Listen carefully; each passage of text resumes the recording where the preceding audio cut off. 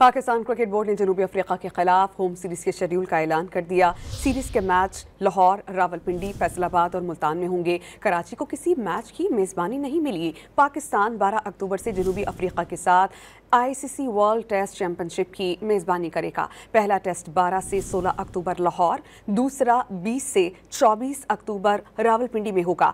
3 T20 international matches 28 अक्टूबर से 1 नवंबर तक होंगे।